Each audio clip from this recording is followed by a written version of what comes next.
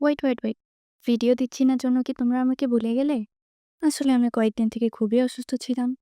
যার কারণে video upload করতে পারিনি। এদিকে তোমরাও আমাকে ভুলে গিয়েছো। তাই ভাবলাম আজকে তোমাদেরকে কিছু বানিয়ে দেখাই।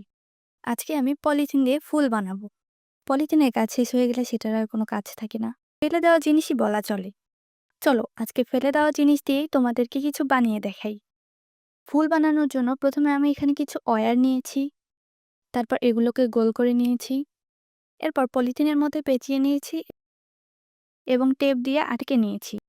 দেখো এটা দেখতে কিছুটা পাতার মতো লাগছে।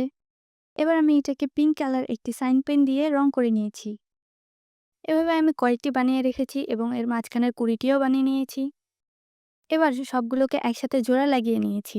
তোমরা আমার দেখানো প্রসেস অনুযায়ী এটা খুবই সহজে বানিয়ে ফেলতে পারবে। এরপর ওয়্যারগুলো যেন দেখা না যায় এজন্য আমি মাস্কিং টেপ দিয়ে পেঁচিয়ে নিয়েছি। এরপর এটিকে সবুজ কালার রং দিয়ে রং করে নিয়েছি। ব্যাস তৈরি হয়ে গেল আমাদের সেই সুন্দর ফ্লাওয়ারটি। এটা তোমাদের কাছে কেমন লেগেছে অবশ্যই আমাকে কমেন্ট করে জানাবে এবং আমাকে ফলো করতে ভুলো না।